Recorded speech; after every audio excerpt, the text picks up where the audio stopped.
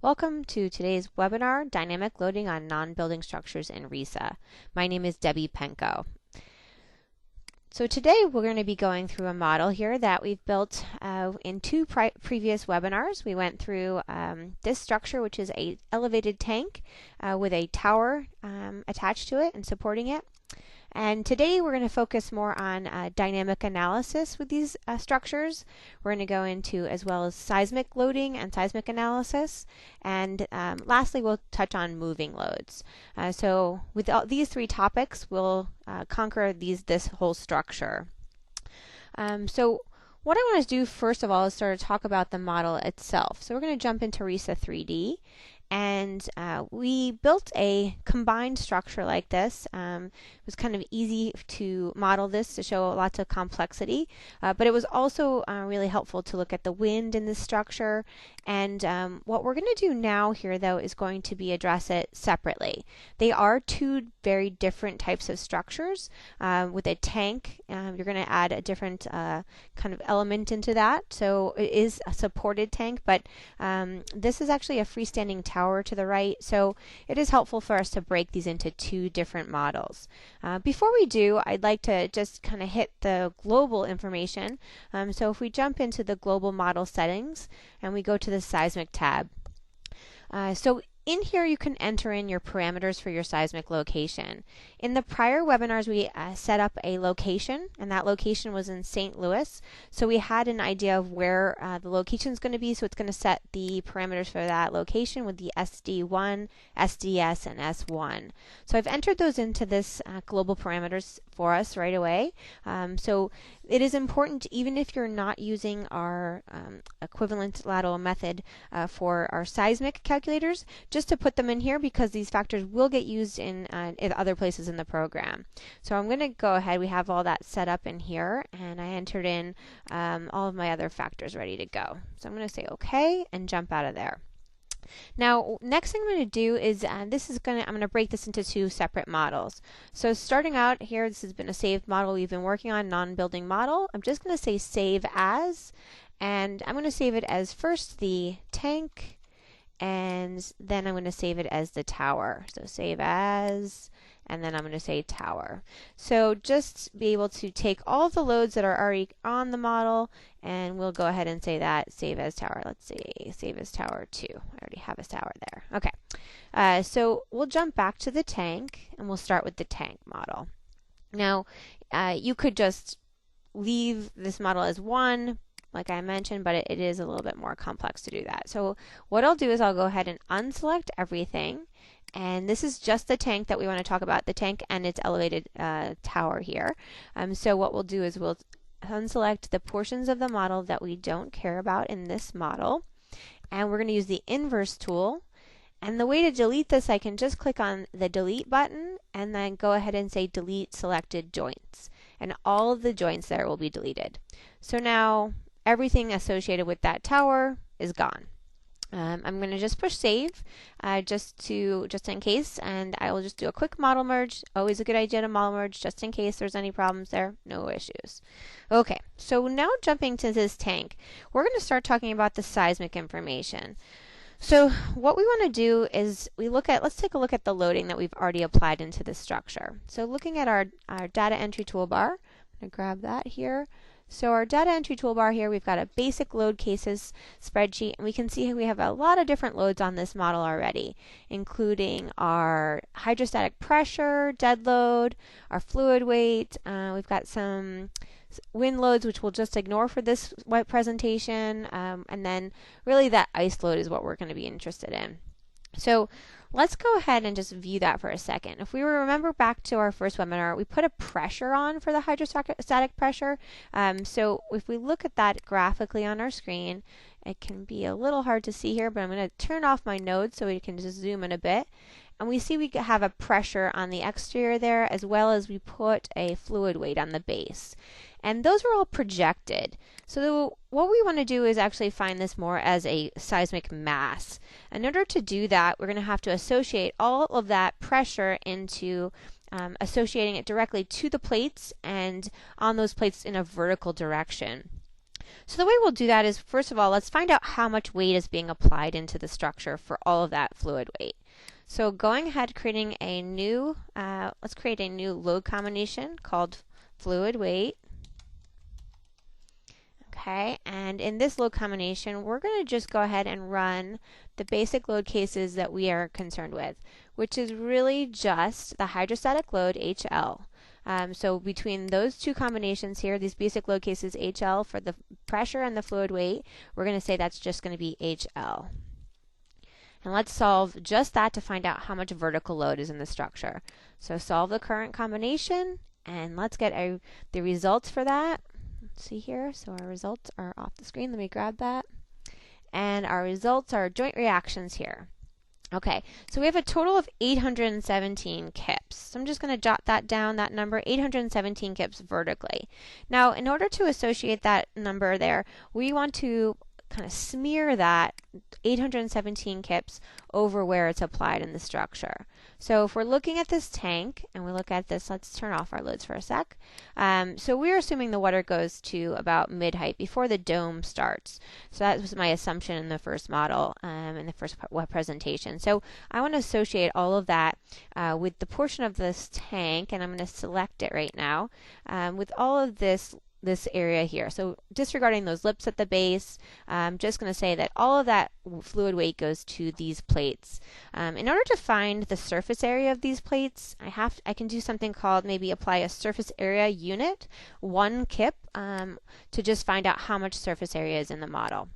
So I'll go into basic load cases here, and I'm going to create a surface area, we'll call it surface area unit. And I'm just going to say that that's basic load case 12 and clear the results. And I'm going to apply a 1 kip unit load to all of these plates in the Y direction. And we'll say that's in this surface area unit just to find that surface area. So -1, apply to all selected, and then I can go into load combinations and create a combination with just surface area, and use that new combination there that we created, which is the 12, basic load case 12, and solve for that. So now that tells me the joint reactions. It tells me that there is 2,345 going to be actually square feet is what we solved for. Okay, so we said 1 kip per square foot, so that gives us square feet of how much surface area we're applying that to.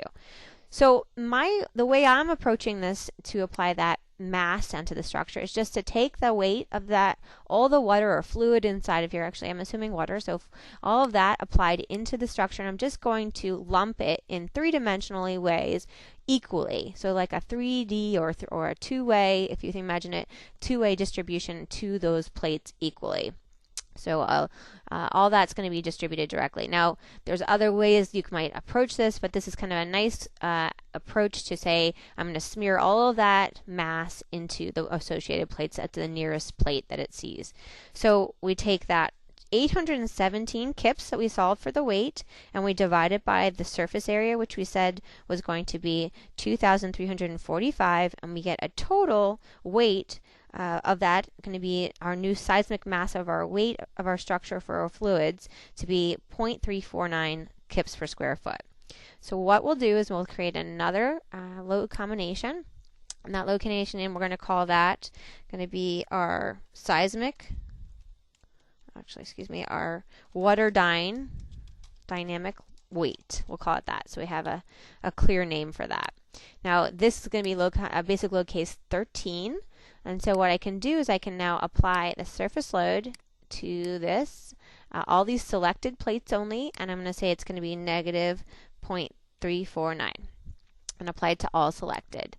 So now this is a vertical. Note every single time I'm applying this, I'm using a Y, capital Y, which is a vertical load. So now we're just smearing all of that load, and we can double check this just to make sure that I do hit that roughly 817 that we saw prior. So I'll just do a double check, which is going to be called our water dyne weight. And just sort of a making sure you have all your ducks in a row here. So I'm going to say this is 13, load combination 13 here, goes into there, and I solve that. Oops, let's see, solve that. And we'll just check our joint reactions. So I get 818. So we're looking a little bit of rounding at the end of that. That's fine. So I have 818 as that. Now, what I'm really trying to do here is to get my dynamic mass in the structure. So going back to not just the fluids, we also have dead loads in our structure. If we looked at our basic load case, so dead loads were really just self-weight. We had the HL, and so I'm going to go up here and call this one here seismic mass. And that's what we're really trying to solve for, is what is the seismic mass here. So we had the dead load. I now have my water dyne weight here, which is going to be our load combination 13, or basic load case 13, excuse me, with a factor of 1.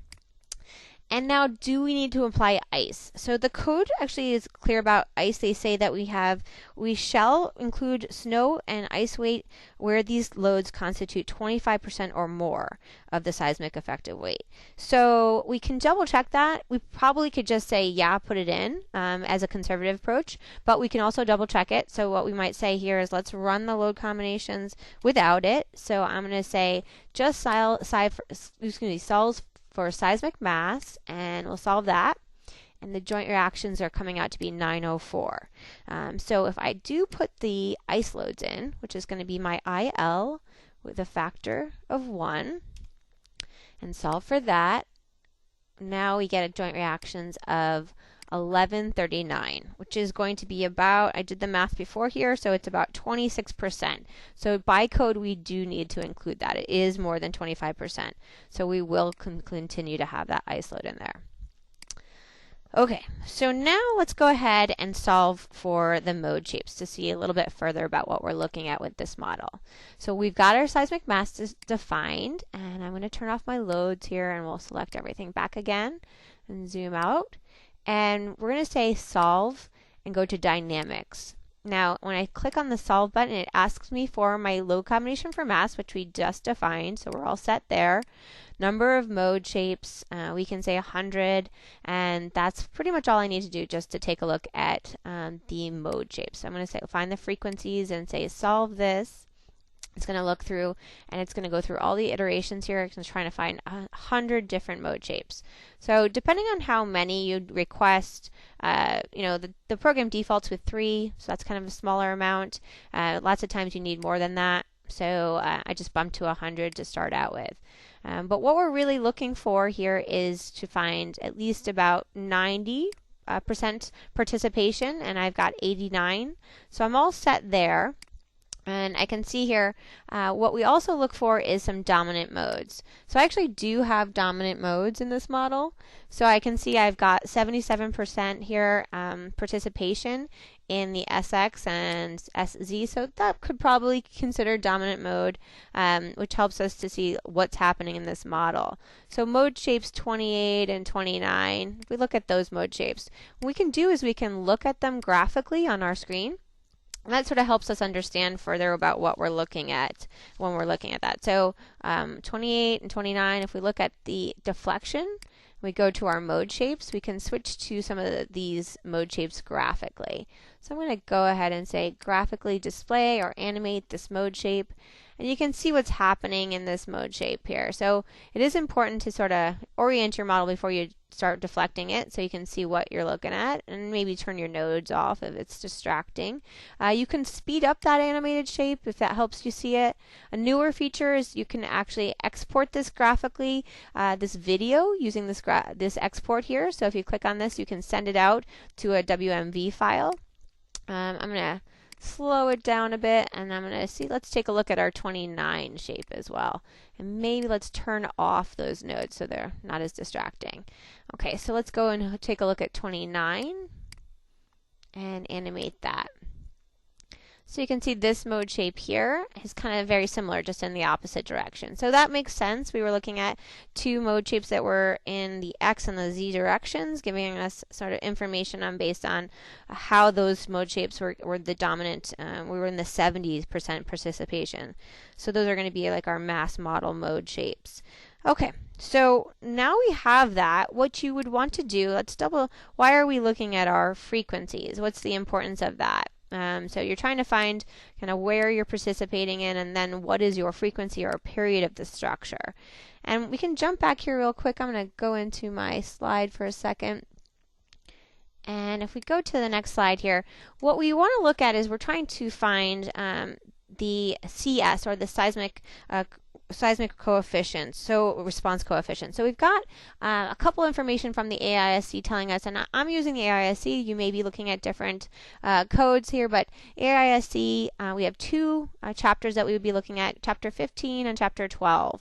And in particular, we're looking at these as two separate items, as I mentioned. So the tank and the truss tower are mentioned in two portions of the code. So you'd want to run these calcs separately for each one of those.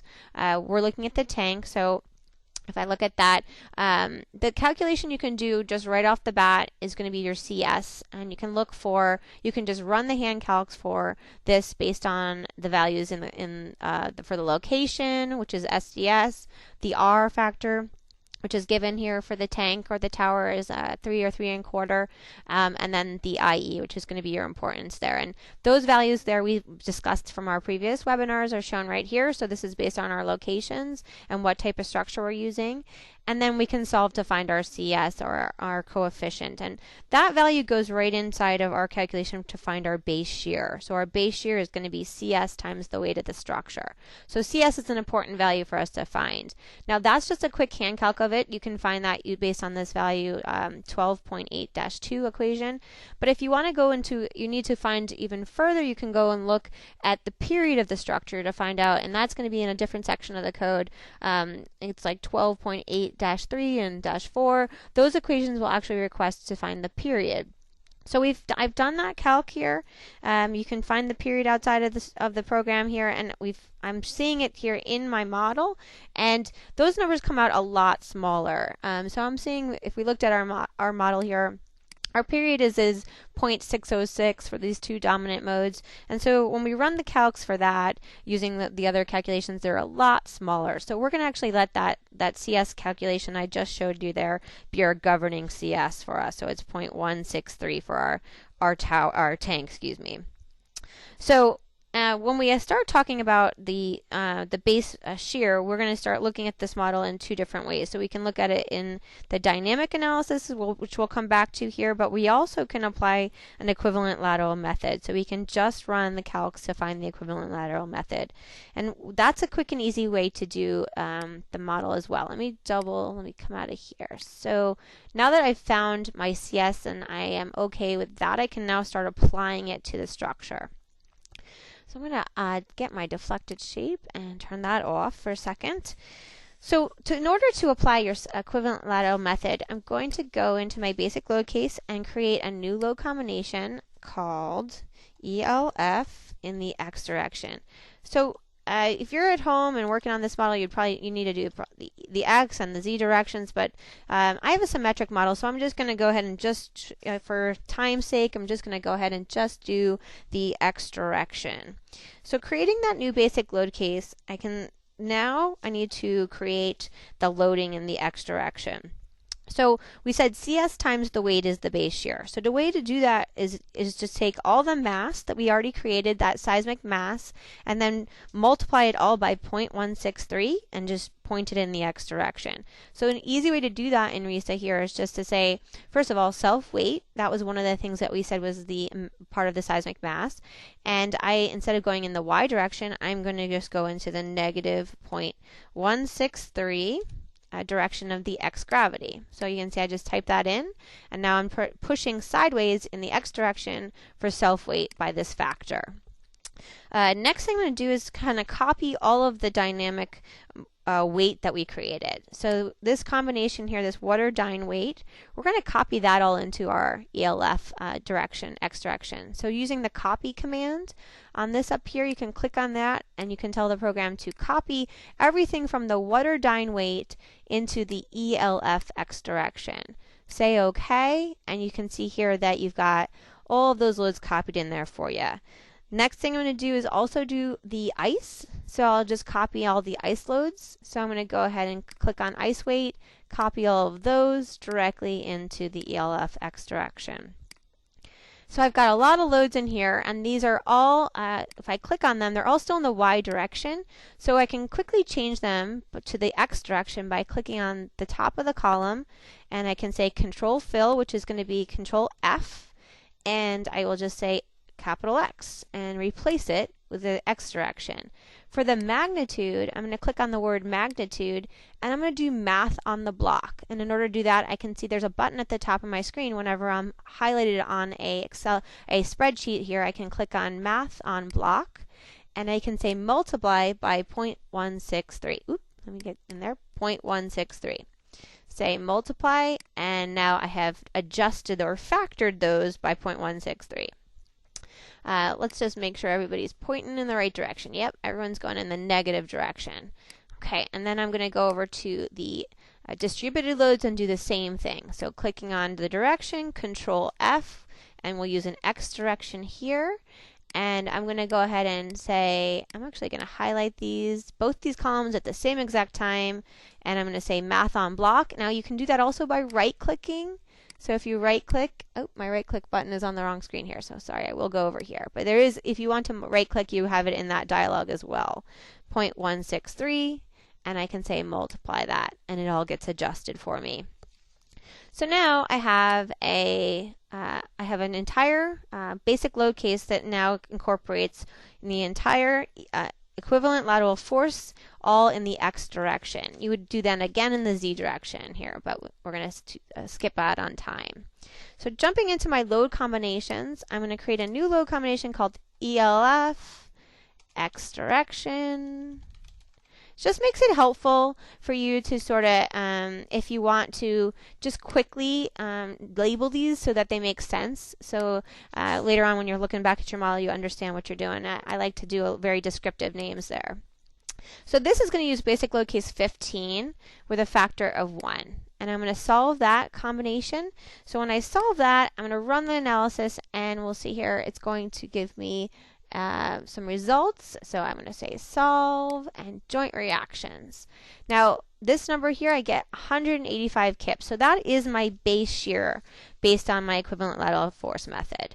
So 185. I'm just going to jot that down for myself so I remember what that is. So you could run with that, and you could go with that and start building your load combinations. But in order to, if you want to go to the dynamic analysis, sometimes you have to. Sometimes you're just forced to by code. But in my case here, what I'm just going to do is just going to run it for demonstration to see what's going on. Now, if we do the dynamic analysis here, we get to be more accurate with our forces, hopefully less conservative, because we're going to sort of dial in our numbers a little bit better. So let's go ahead and run the dynamic analysis. So we're going to close that. We're using our response spectrum analysis in order to find this base shear instead of just using our equivalent lateral force method. So I'm going to click on the solve button one more time. And in here, I'm going to go to the dynamics response spectra this time. So we already have our mode shapes solved for you. And actually, it looks like I must have cleared those out. So we'll recreate those. But what we're going to do this time here is going to use the X direction, Y direction, and Z direction. And we're going to apply those directions here. We did have a dominant mode for signage, and so I'm going to turn that on. Now, so I'm just going to do X and Z. But now the dominant mode for signage, let me just address that really quickly. We did notice that prior to this, we did have a dominant mode, which helps us because if you don't, it's not a problem if you don't, but if you don't see one mode shape that really becomes the mode shape that has a very high percentage of participation, the problem you'll get is that when we're solving for these combinations, we're using the summation of squares. So as you summate the squares, you're going to lose your sign, which means that when you look at the results, they don't add up to exactly, the statics don't add up. So you're going to say what happens is everything will be turned positive because it's a summation of squares. So that way we can work around that. There's ways to work around that by applying the seismic loads in two different combinations. One's positive and the other one's negative, and you can work by around that case. But in our model, actually, we did get dominant modes for signage, so it's good to just check that on, and that way that mode shape that we found, which was a period of 0.606, that was the one that was dominant for our model. Then we can say that was the one that we're going to assign the signage to. So that was, the program will now know that is going to be where the signs are going to be pointed in there. So now our forces and our stresses, as we look at the deflected shapes, will all be pointing in the right direction based on that mode shape that we had there. So I'm going to say start solution, and we'll run that solution. It's going to run through our dynamic analysis as well as our response spectra. Now, I didn't review here our response spectra. I can jump back in afterwards here, but our response spectra I picked was just going to be our AIC, AIC, and let me double check. We'll grab that. I have to make sure we pick the right one. But as we solve here, we can see the response spectra is going through all of the different frequencies one more time. So we cleared the results, but we still see everything very similar to what we just saw. So we see that same thing as that period. We have 77 listed here in our period of 0.606, and then it's now going through all the response spectra.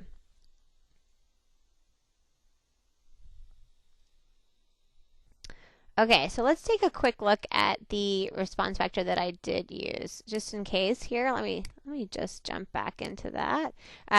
So we picked up the ASCE 2010, and I just want to make sure you see where that came from. So you have a library of different response spectras, and you can see if we look at this response spectra of 2010, you can view it. And I've already plugged in those seismic coefficients, as I mentioned, into the global parameters. So those are all there. And you can see the different spectra listed here. We can see it based on the period and the frequency. We can change those different viewing versus the acceleration, velocity, or displacement. We can also see it plotted. So if I take a look at that plotting, let's grab it from over here. You can see the plot of that response spectra. So this is going to be what we've applied to our model. And you can apply different codes. You can add your own spectra, but you've got options to take a look at a couple different things in here. And then this is the single plot. So you have, if you're looking at the single plot, you can view it in different manners here using the acceleration, velocity, or displacement. And then you can see that in a linear or log scale, and period versus frequency. So there's a lot of different ways to take a look at this information. Okay. So I've got that all solved here, and now when I scroll down, I can see here I'm still looking at the same results, and what we now want to do is apply this to the model. So using that response spectra analysis, we're going to go to the load combinations, and we're going to create a load combination here, which is going to just be our unscaled base shear. And that's going to be using our SX that we solved for there. So if I apply what is called SX and just a factor of 1. Okay, so if I solve the current combination here with just a factor of 1, it's running through those combinations and it's going to give us a result. And what we're looking at is our base shear right there. So we see now the base shear there is a 390.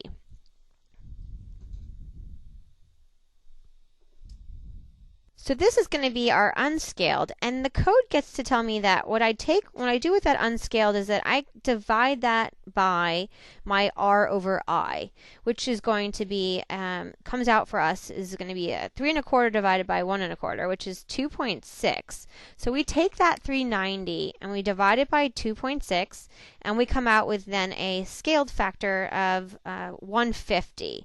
Now, if you remember, our equivalent lateral force method gave us 185.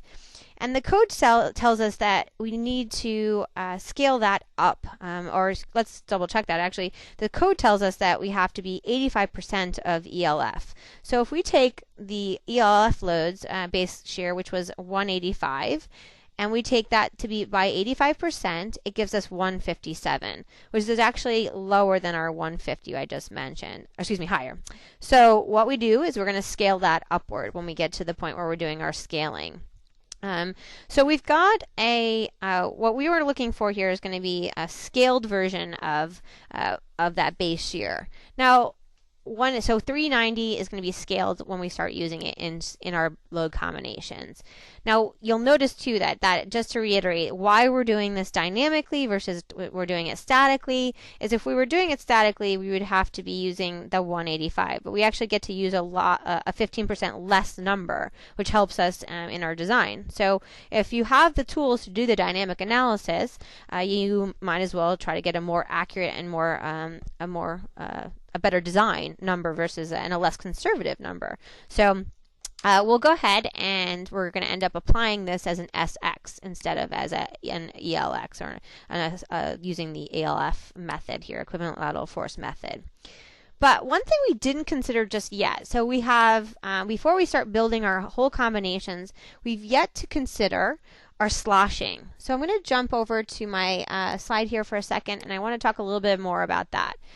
So the dynamic sloshing, which is referenced in an ACI code, is going to be talking a little bit more about what's going to be is happening inside of that actual tank. So the hydrostatic loads that we applied, if we remember back to the first presentation, we put that projected hydrostatic load onto the tank in both sides, and we're just going to talk about the tank here just for simplicity. I'm not talking about the bottom of the tank. We will apply it on the bottom here, but I just want to, just for simplicity, just talk about that.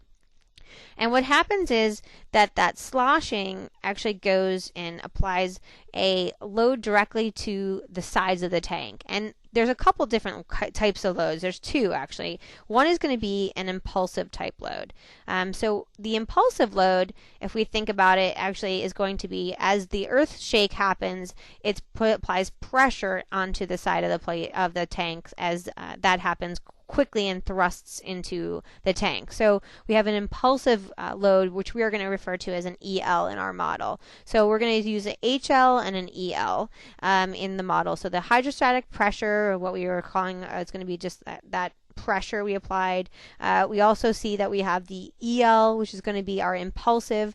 The next type of loading you're also going to get is a convective type of loading. So you have this two-sided loading that happens when you have a seismic event, an impulsive and a convective, and they happen all together. All three of these are combined together. So the way we can do that in the program is we can apply them one by one in the model and then let the load combination combine them all together. So we're going to end up combining all of that into one load combination, and then there's going to be some factors for that, so it's going to help us sort of factor it all down. But the load combinations will aid us to get that impulsive and convective forces.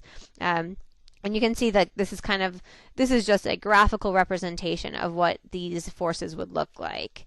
So let's go ahead and do that in our model. So jumping back into the model, we can see we have a hydrostatic load that we said. Let's talk about that for a second, jumping into that hydrostatic pressure. So first of all, let's take our, there we go. That hydrostatic pressure, which is we said is on the tank, it's directly on that tank, on the edge, on the walls of that tank. We're going to take that and convert it to an impulsive load. And the way we can do that, if we go to our basic load case, let's go ahead and create an impulsive. And we're going to break the solution, and a convective. Okay, so the impulsive pressure that we're going to apply is going to be a cone shape that's going to be starting from the top. Now, just quickly, sorry, I know we have to remind ourselves. So here, the impulsive is going to be starting from the top, and it goes outward on the bottom, and it's negative on one side and positive on the other. Okay, so how are we going to represent that in our model? So the way we're going to do that is first by copying all of our hydrostatic pressure into this impulsive load. So copy by clicking on copy, and it'll say this is a copy into the impulsive load. Okay, now we have got that, and I'm going to call this ELX, just so we let's say ELX. And we've got ELX here. There we go. Gotcha. We've got ELX here, and we're also going to call this ELX. So I'm going to find that. There we go. So impulsive, we've got the loads in the impulsive direction, but they're in the wrong direction. So ways we can fix that. So you kind of have to think about this creatively of how you're going to do that. So first thing, we're going to go and I'm going to open up the loading combinations here. So right now we've got them distributed as a local direction pressure on the plates. So what I'll do instead of that is I'm going to call this going to be a projected. So control fill, I'm going to call this a projected PX. Okay, so by changing that, you can see, and let's change this so we're actually looking at the impulsive for a sec. There we go. And the impulsive, so now instead of seeing it as a pressure, I'm now zooming in. I can start to see that it's actually a pressure on my plates. So that helps us to see that same distribution that we were looking for. So we've got a pressure in the right directions, but now we need to factor that. So instead of using what that was a hydrostatic, we're actually going to factor it by the SDS. So you take the SDS value and you factor that, and that's how you end up calculating that number based on your SDS value. So we're going to click on the magnitude, and we're going to say math on the block, and I'm going to multiply by what is our SDS, which is 0.423. And that reduced all the entire cones to be that cone is now reduced to what looks like about 40% of what we had prior. So we have the pressure directly on the outer edge on each side in the right direction. And now the next piece here is just this cone. So the impulsive is the only one here. So the impulsive, we will see pressure on the bottom code. That's going to be your initial pressure that's happening during that earthquake, and that is going to be the higher level pressure. And so we can make sort of an assumption that you have got a mean pressure calculated close to what we already had here. So we would say maybe the entire base of the model, calculated outside of the program, we said maybe is 0.4. So what I'll do is I'm going to copy all of the impulsive that fluid weight directly from the fluid weight into the impulsive, and that goes in here into the impulsive loads, and I'm going to say apply, and those I'm going to select down here. I'm going to scroll all the way down to those, and you can see they're going to just add to the bottom, and we'll grab those, and those are all the PYs. So I'll say grab all of these PYs, and instead of their numbers here, I'm just going to say control fill and use a negative 0.4, just assuming I used an average mean distribution of those as a 0.4. I do want to change these instead of PY. I'm going to change them to be PX. So I could highlight these, or I can control fill the entire thing, but I'll just say highlight them and say PX. There we go. So now everything is pushing sideways for this impulsive load.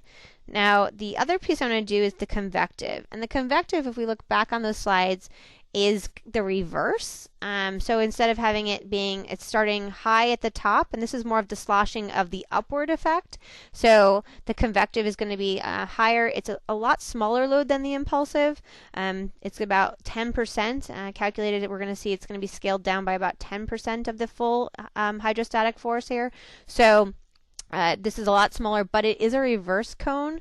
So instead of having to apply this all again and try to do line by line by line, we can still manipulate our existing hydrostatic pressure to do it that way. So what I'll do is I'm going to go into the hydrostatic pressure, and I'm going to say this is going to be a copy into our convective, say apply, and I'm going to get all the 720 again. Okay, so I can jump down to that. And let's just display these so we can see all that's happening, what we are doing. Again, we're just sort of trying to think of ways to be a little quicker. Instead of having to redraw all of these types of loading, I'm trying to manipulate the loads I currently have on the structure. So first thing I'm going to do is just change the direction. So I'm going to fill all these to be PX, and so they're all projected but the wrong direction. So how can we do that? We need to flip-flop them. So we need the model to be applied so that the higher loads are at the top, and the smaller loads that are 0 basically is at the bottom. So that's the trick. It's going to go down to 0.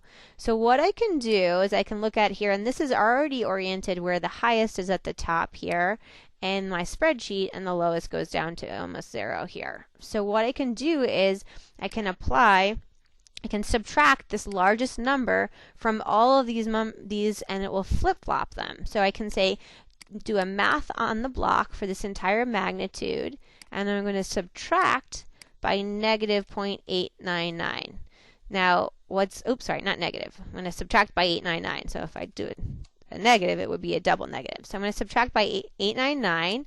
Now it starts high and goes down to 0. So that's exactly what we wanted. And then one other trick here, though, we are actually pointing in the wrong direction. So we do need to multiply this entire row by -1 so it flip-flops in the direction. So we'll do a multiply by -1. And now it's in the direction. So it starts high and goes to 0 on both sides. And that should look like our slide. Let's take a look. So that looks like our convective slide we have listed here. So just a creative way to try to manipulate that.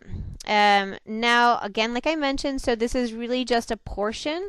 This convective is a very small number compared to the other ones. It's just 10%. And I am going to scale that here. So you can find the scaling factors outside the program, but I'm going to just say math on the block. I did all that math sort of before we got into the presentation. So I'm just going to say multiply it by 0.1, and now it scales it. And since it was linear, you can do things like that. You can just say multiply by a factor, and it's a linear anyway interpretation of that. So you already have it all set.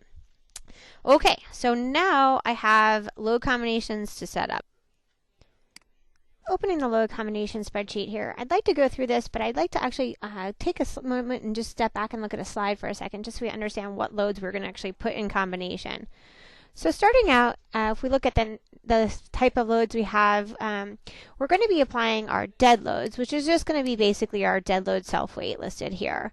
Beyond that, we have our sloshing loads, and those are the hydrostatic loads here.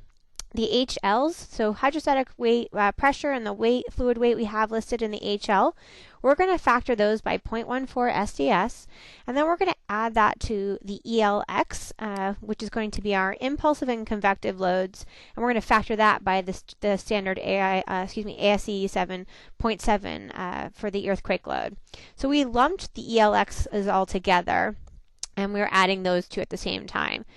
So we'll put that into combination, as well as then we're going to go into seismic loads. So in the same combination, we're applying all of this together. We're going to put some seismic from the RSA that we calculated. So first thing is going to be, we did an RSA for SX and for, the X direction and the Z direction, which comes out to be SX. So that would be in the X direction, but in the vertical direction, we'll be applying an EV, and that's automatically done for us using our load combination generator, which is the dead load times the SDS.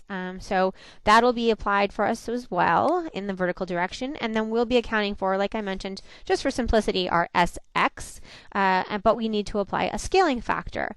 So to do that, our scaling factor per the code is going to be I over R, and that I over R, we said earlier, we're going to amplify that so that we at least match our ELF results for our base shear.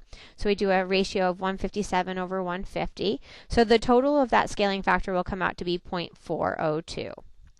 Okay, so let's jump into the program and actually apply these.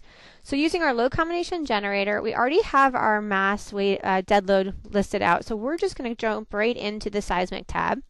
And I'm going to go ahead and use the ASD combination. I'm going to make it reversible, and using that EV I just mentioned. The other here, we don't need to apply any of those, but we do want to use the ELX because we listed X. Z we can disregard, but that's okay. We'll just leave it in there. So we say generate, and then close that. And we see here that now we have our dead load listed, our SDS times the DL, which is going to be that vertical component that we mentioned. Then we've got our ELX listed. Now, we don't care about the live load, so I'm going to just delete the cases that are the live load, because those are going to be redundant since we didn't apply a direct LL basic load case. So I'll delete that. I'm going to go ahead and just delete the marked ones. And our ELX here, So we mentioned our ELX is going to be meant for our sloshing, and so that's okay. We have ELX listed here with the 0.7 in the two directions, and that works out for us. The next piece we need to apply is our SX. So to apply the SX, we're going to go ahead and type in SX, but actually I'm going to do this for the entire block, so I can just fill the block and Control F with an SX and say OK. And now we'll give a factor here. This factor we're going to list out is going to be 0.7. So I'm going to do a control fill on these. So I'm going to fill these to be the 0.7. Actually, I'm going to copy that because we want them both directions. So I'm going to just copy this here. So I'm going to copy what we have listed here, so we give the both directions. Now the next piece is that we've got to do the scaling factor on this SX. So we'll go ahead and go into the scaling factor here. And if you were using our automatically generated earthquake loads, the program would help you to do the scaling. But since we already did it outside the program, we can just enter it right in here. So it's got 0.402 listed in the Z in the X direction. And you just have to say apply to the current RSA load combinations. Say OK. And then you'll see it goes from SX to SX times SF. So that automatically puts that scaling factor in there for us. The last piece we had to do was apply the sloshing that we had. So we were talking about here, we had a sloshing factor that we were going to apply, which was going to be a 0.14, and that was actually a plus or minus factor. So in order to do that, what we can do is we can apply, just copy this, we're going to say an HL here. So we're going to fill all of this up with HL. And what we said is going to be, if we look back at that, it was going to be a 0.14 times SDS, which actually comes out to be a 6% increase or a 6% decrease, no matter, depending on whether we're wanting to push upward as like a thrust up or an acceleration downward. So what we'll do is we'll go ahead and we see here when we have a total dead load like this, one factor, we're going to say that that's a 6% increase.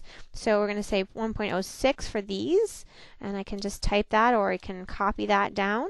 So Control C, and I'll copy that. So if we think about that, that's like as if we were holding water in a tub in our hands, and we're pushing downward on that. We're going to feel that kind of amplified by 6%, as opposed if we were standing on a platform and we started shaking and we felt that uplift feeling, then we might see a decrease. And so that would be kind of when we look at this with the 6%, 60% of dead load, that would be more of the uplift type feeling. So I'm going to put a control fill. I'm going to fill this up with 0.94, which is going to be that 6% decrease of that hydrostatic pressure. So we've got now all of our load combinations, dead load, and then we have the EV, the ELX, the factored earthquake, and the response spectra, and then we're going to see that hydrostatic pressure as well. So that's all in combination put together. We're ready then to solve our model. So we can say solve batch and envelope, and we're going to have to rerun the spectra here. So let's rerun our spectra analysis, and it just goes quickly through this same spectra we had. And we'll go past all this here. It's going to run all through our spectra analysis. We should see exactly the same results we saw prior. We haven't changed anything there. But at this point now, we're going to be starting to apply. We're going through here. We see our same that we saw when we're looking at 0.606 for our period. That's our dominant period. And once we're through this piece, we'll then go apply those loads. So it'll just take a couple seconds longer. And we're going to be getting all of those different factors in there.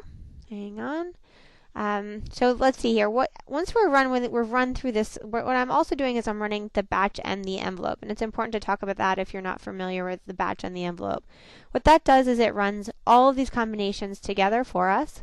So we're running basically everything I've listed out is all checked on the solve checkbox right now. We can actually change that if we don't want to run each single one, but we would be running all the combinations, and it might make sense to turn this unscaled base shear off, things like that, but we'll be running them all individually, and then the program will also give us envelope results. And envelope results is important when we're looking at the model, so we can see what the worst case is. So when we look at, for example, deflections, we want to see what the worst case was out of all the combinations and design results.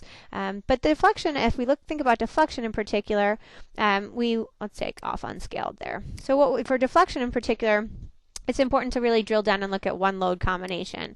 So once we go through all of the batch of this and the envelope, we'll then want to maybe see just one load combination in particular, how that looked for us. So let's take a look. So I've got a full result. I'm going to close that down. And first thing we can do is just joint deflections is a great place to start. So we've done a lot of things in the x direction. So we can do things like sort in the x direction and say sort from absolute max to absolute min to see what the displacement is in the x direction. So we're getting about 1.2 inches of deflection. And that's giving us maybe a load combination 12 or 10. Same thing here, we can look at load combination, in the y direction to find out what's the worst case in there. So we can see absolute max, absolute min, and we look at, looks like we're seeing a vertical deflection of 2 inches in load combination 8. So it might be helpful to look at that just to understand what's going on in the model. So if we look in isometric view and zoom out a bit, we can see here under deflection, we can pick load combinations, and let's pick load combination 8. So just to see what's happening in this load combination. So we do see a lot of bowing of plates happening. We might want to add some stiffeners if that's going to be of concern in that area. We can also start to see, let's go to load combination 10. That was another one that stood out. A little different here, but the bottom of that tank seems to be behaving similarly. So it might be time to think about stiffeners. We can also look at the color coding of the model. So once you're done at this stage here, what we might want to do is worry about the design results. So you can pop into the design results spreadsheet and you can sort this based on the absolute here. Let's go max to min and see how many members are actually failing. So we want to maybe redesign some of these members to make them stiffer. The program has suggested designs, so we could go ahead and use suggested designs and redesign the model. I'm going to leave that here. We'll work on the next model like that. But you have color coding, so you can see the color coding of what's working and not. So it looks like a lot of my members here are going to be having some struggling with their color coding. So I have a lot of failures happening on one side of this model, so we may need to start addressing some of that and sizing things up. So that's kind of where I want to take you for this, but I do want to jump into the other side of the model, into the tower. So let's go ahead and go into our tower model. So I'm jumping over to tower and just going to say save this model. And we'll go over there. So opening up our tower, this one, let's just assume that our dynamic analysis has already been run, but what we want to really see in this tower, oops, I have to actually delete a portion of this one out. So let's go ahead and delete the tank out of this one, just like we did in the prior one. And we'll go ahead and delete using the delete selected joints. And the rest will be here, our tower. So if we're looking at this tower, what the idea in this tower was that we would really be holding water up the structure. So this was like a support tower in that it was going to be delivering water up through the tower and around and into the top of that tank there. So what we might want to do to this one is really define what's going on in this model in its worst case. And one of the things that we will be doing is we'd be applying a moving load, because we're going to be saying that there's actually going to be water flowing up the structure, and that water is going to weigh a significant amount. So let's go ahead and apply a moving load to this model. So to do that, let's go ahead and look at the moving load spreadsheet. So we have a spreadsheet. You can create a pattern load onto that model just by defining the joints that you need there. So we would go joint by joint and define, and you can actually let the program, you can skip a bunch of joints and it will jump all the way to the top. But you do need a member to help support that. So we're going to be applying this by applying a sort of a dummy member. So what I'll do is I'll first by drawing a new member, and I'm going to say I'm going to use a section set stiffener. We already have a stiffener in this model, so I'm just going to borrow this member.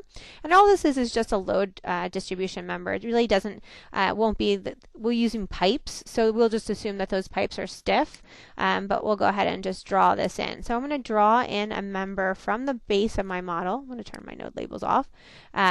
All the way up. So if we kind of scroll across, I have joints in here and along this, so I'm going to go all the way up, and I'll keep going to the top right there, and then across to the side of there. So that's one portion of the model. That's going to be the exterior pipe that we're placing. I'm also going to assume that there's an interior pipe running in the center. So it goes all the way to the top and then across.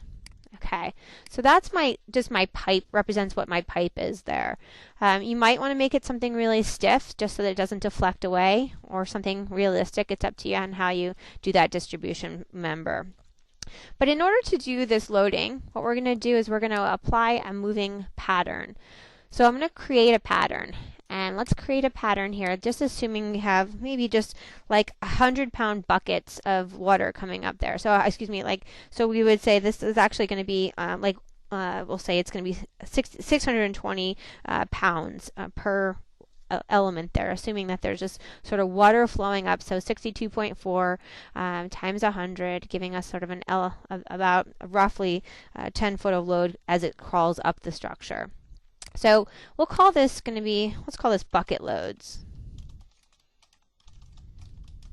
And we'll assume that this is going to be, let's say, negative in the negative direction, 0.62, and it's going to be in the vertical direction. So we can just apply this a couple different times here. We're going to say we just sort of want to assume that the whole tower gets loaded at once, and we'll say it's going to move every 10 feet behind there. So we're loading every 10 feet to help account for, basically that water climbing the tower and loading this every 10 feet.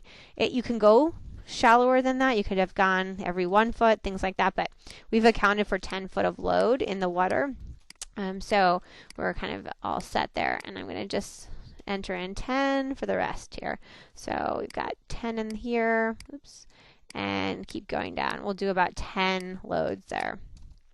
So I've got a bucket loads, and I can say OK, and it creates a new pattern called bucket loads, and I'm going to put this loading on my tower using this spreadsheet. So moving loads, you go in and you see here we pick the pattern, which is called bucket loads, and we'll increment it every 3 feet just so that we save some time on this model, because it might take a little bit of time to run it. So the first joint I'm going to define is just the base joint here. So let's turn our labels back on and zoom in a bit, and we can see it's going to be 1641B.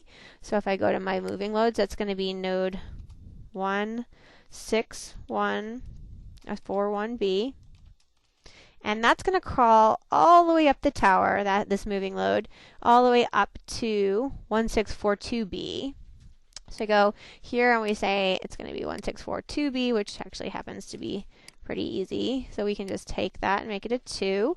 And then it's going to go across to 1643B. So we can just call this a 3. We're going to verify this visually as well, just to make sure we properly did it. So again, we're going to scroll down and we're going to apply loads to the same thing here. So it's going to be just on the interior of the tower, and we'll click on create another one. And this one is going to be N1644B. And then that's going to go up the tower. So we zoom up here, it's going to be 1645B. Oops, excuse me. So we go into moving loads and we create 1645B. And we'll create a 5 there. And then we're going to go along the top till we get to the end, which is 1646B. Okay, so we've got that one there. Now, it's always good before you move on is just to verify it. So I'm going to turn the node labels off just so we can see it easier. Go into my plot options under loads, and I'm going to just animate my moving loads. My bucket load, first one, if I zoom up here, I can see it's crawling up the tower. Across, we can speed it up if we want to see a little faster, and as it scrolls across there. So it's just as if the water's going through. We're just really looking for worst case. So at least the whole tower is loaded, and then we see it kind of as it dissipates as well. So we've got that one, and we also can see here the second one, just to verify that the second one looks right. There we go. Say OK, and we can see them. This is the load steps that are happening. You can always push pause, stop it, start it. You can send this out to an animation, to a WMV file, just like we saw with the animation. So you have different ways to manipulate that. Now what I'm going to do is I'm going to apply a load combination that creates with both of those moving loads. So let's go ahead and create that moving load combination. Let's say this is going to be mass with moving. Okay, and this is going to be the dead load case. We've got, let's see, dead load. We're going to call this, we're going to use ice load as well. And then we'll also use our moving load with a factor of 1 for the first one, and the second load with a factor of 1. So we've got a lot in that model. We can just quickly run this one case, see how it goes, run all of that moving load on it. You're seeing, so on the bottom right corner, you'll notice that I have 73 load steps happening.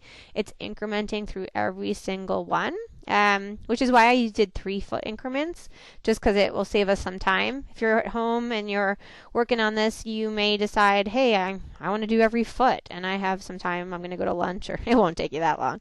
But you can take a look at it, and you'll be able to just wait for a bit. But just for presentation's sake, I went every 3 feet, so we can get a little faster. And we'll go ahead and we look at the model now. We can review the design results, just checking at things. So you can see that we're a little overstressed on some of this. So we're starting to see some overstress. Woof, so these top 2 are my stiffeners. Those are what we used for the new members I created on that. So those are sort of not representative. But the rest, it looks like, yeah, we probably can start stiffening up this model. We might need to really get into working on some of the strength and stiffness on those. What are some of the worst case ones? It looks like 43 is some of my worst case. Let's look at deflections as well, since joint deflections are going to be kind of an indicator. This model is going to be particularly sensitive to deflection, right? Why are we worried about deflection? So we have 40, we have some high deflections here. Looks like load case 43. We've got 51, 50. So there's some stuff, and why are we worried about deflection is that if this deflects, it's going to hit the tank below it too much. So we want to make sure that this is a little bit stiff, and right now we are not so stiff. We're moving about 5 inches of deflection. So we have so many load cases, and the way you would able to distribute and see a little bit farther, you can, the deflections here for load cases are not available, but what you can do is create a brand new case to see that worst case scenarios. I'm just going to pick one.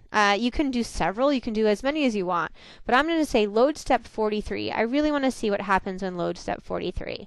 So I'm going to create my own case. I'm going to create a moving load case here. So I'll go ahead and add this directly to my model here. I'm going to add it directly into my loads. So I'm going to stick it right in the dead load. And that dead load here, I'm going to say it's step 43. I want to apply that right in, and I'm going to say it's going to be both the load combinations, both moving load combinations, moving 1 and moving 2. Apply it, and that's load case 43. So 43 was where it's partially up the tower, and this is where our worst case for our design results are. So this one now will run a combination just using our dead load and our ice load. And now that we've moved this moving load worst case into our dead load, it's already accounted for.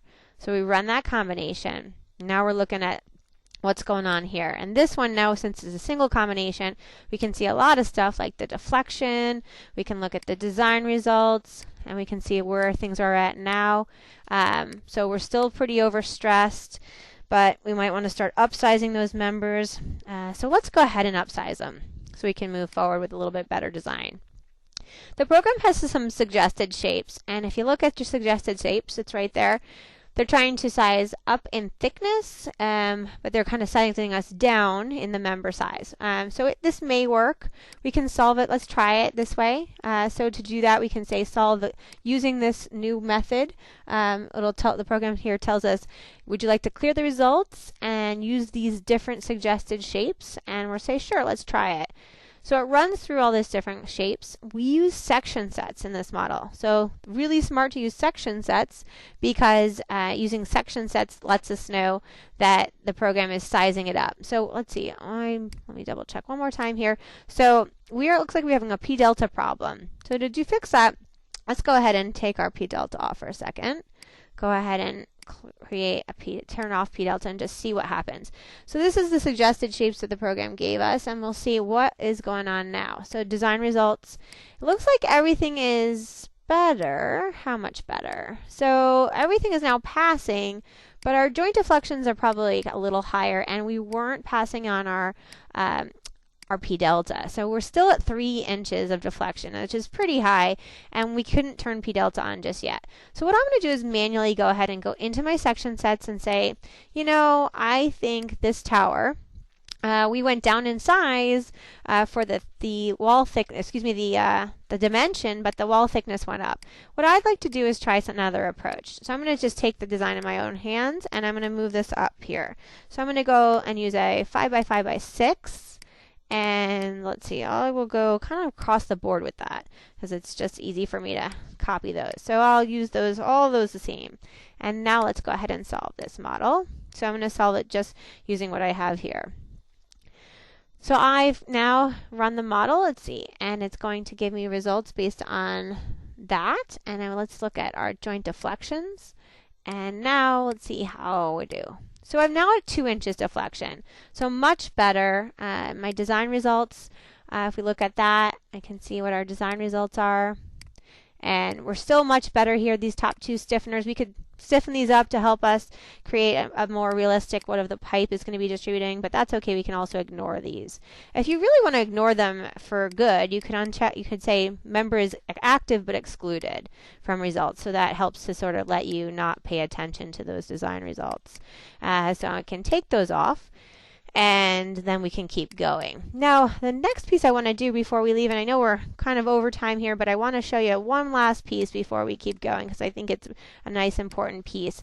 So what we would assume, let's go ahead and say, what we're going to assume is that we have a big piece of equipment at the top. Let's assume that first, the way we have to construct this, we have to put a pump right at the top of this tower. So in order to do the pump, we're going to have to do some time history to check out what that pump's is going to do to the structure as it moves. So as it pumps, we're going to start to vibrate, and it's going to start to vibrate through the tower while we have water on it, while we have the worst case water situations. So how is that going to affect our tower? So let's go ahead and create a time history. So to do that, we go into the time history library, and I'm going to just borrow one that I have here. So I'm going to view this one I currently have, which is going to be at 2400 RPMs cosine. And this is it's in the library, in RISA's library of time histories already. So I'm just going to use that one. It's a 6-second duration, which seems about right for my piece of equipment. And if we just scale that, we can just, for plotting it, we can just see it a little better here. You can see that this is a 3-second pattern. It goes all the way to 6, but maybe 2 seconds will help us see it better. So this is just how it's going to be applied. This is just applied from a unitless number of 1 to 1. So we're going to use our load factors in when we apply this to help us distribute the loads. We can add a ramp up if we want. So we can say it's going to ramp up after 1 second. And we're going to say it's going to be, its frequency starting out is going to be 0. And apply a linear ramp up, okay, with a linear magnitude. So it sort of starts and moves from there. So that's a kind of a good way to start it.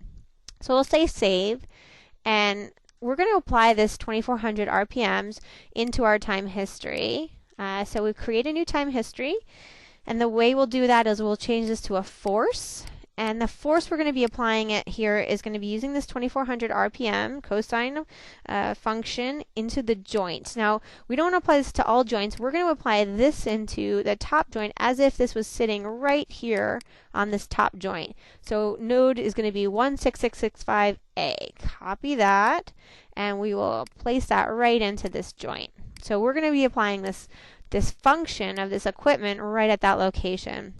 The equipment is going to be vibrating here in the X direction, so as if it's rotating around here as we pump up and around, as well as going to be pumping in the Y direction. We're going to use the force factor here to amplify the load. So that F factor, we're going to say it's going to be 10 kips, so it's going to be applied at that location. So 10 kips is going to be applied, and it's going to be moving that 10 kips around as it goes up and around in that cosine function. Okay, so now what we want to do is apply that into our load combination. So going into this load combination here, this we'll now call this dead with time history. Okay, and we'll go ahead and put that into the basic load case that we've got listed here. So that's going to be, we'll click on this, we'll say time history, which is our first load combination, our first load here, time history 1, with a factor of 1. We can solve this one, where it does require us to do a dynamic analysis on this, so we can just say this will be the dynamic analysis. Oops, I actually need to kill that time history. Let me copy that one out because I still need my seismic mass. So let's go ahead and take that, and we will grab this as my seismic mass. There we go. So this third one will be our seismic mass.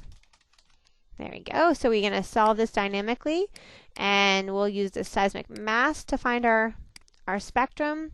So we go through here and we'll find all of our mode shapes using that. So we've got, it's bumping through all of those different mode shapes. We've got 96% participation, so it's a great mode shapes here. We've got some big dominant ones, and then we can solve for time history. And it's going to run through 601 time steps. As it runs through here, it's going to, we see on the lower right corner, it bumps through each time load step, and so we go through and we're going to get a lot of different information. So in this model, what's really important to us is going to be things like deflection. So we'll see the design results are going to be important, and we're going to see check the design results again. But more often, it's what you're doing in this type of model is looking at your deflection and controlling your design based on what type of deflection you're having. So it's important to note what that is, and to apply the type of loads here like time history, seismic, and applying things like dynamic analysis that might affect that deflection a little bit higher than what your design results are. That's a common mistake folks do, is that they run models and quickly just take a look at design results and move past. But when you're in more of a industrial type format, really what's controlling the design of that structure is really going to be the deflection, or how that interferes with the tank. So in this model, we're talking about the tip of that that node that at the end of our tower, how that might affect the tank that it's sitting next to. So that's a really important thing to take a look at. Just about done here. We're going to grab our results in just a second, and we'll be able to look at all of the spreadsheets as well as our animated deflected shape. So one more minute, and here we go. So we've got now all of our results, and we're going to say okay. And let's take a look. So first, like I said, design results. We can double check that I have sized these up high enough, and yeah, I totally did size those up pretty high, so I feel pretty good about that. Our deflection, our joint deflections, that's where we really were concerned. So let's take a look at that. We see now we're still at 3 inches, so this might leave us some room to size these up. But let's understand what that looks like. So we're looking at load combination 1 at time step 201 is kind of one of our bigger moments there for where we're seeing our Y to be at 3 inches. But let's understand how that works in the deflected shape too. So when we look at our deflected shape, we can go to our deflection and we can look at this as animated. I'm going to click on the animate the shape, and let's go ahead and go OK. We're seeing a shadow as well. Let's take the shadow off for a second because it might help us to see this better. So let's click on the animated shape without the deflection, the undeflected shadow here, and we're going to go ahead and animate this shape. There we go. So let's go ahead and say OK. And what you can see here, so this is our original nodes, but we're kind of in front of a cool image in order to see how it is behaving.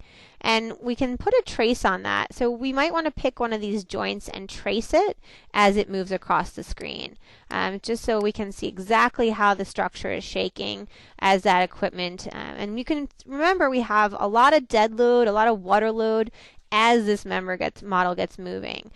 So really what's pushing it though is that pump, as it starts moving here, is really moving and accelerating a lot of this. So a trace here, the trace is going to ask us for a joint that's important to us. So let's take a look at what joint we want to do that before we jump in there. So maybe this edge joint, this one all the way out here. So 1616A, that one's a good joint to put a trace on. So let's go ahead back into the animated deflected shape, and we'll put the trace on under N1616A, and we're going to look at the deflection and our displacement of that node right there in the Y direction. So we can say OK, and we see how that deflects. So we're starting to see some big deflections later on here, but we can see it kind of bump this up a bit. So this becomes real helpful for us to sort of track down what the problems are and where and why. And even our pipe, we can see that starts to shake a bit. Maybe we do want to make that stiffer, so that helps us to do something a little bit more realistic. But you've got a lot of ways to figure out what to do at this point. Another cool thing, you can send this again out. So we talked about this. You can create a WMV and send this out so you can look at this separately.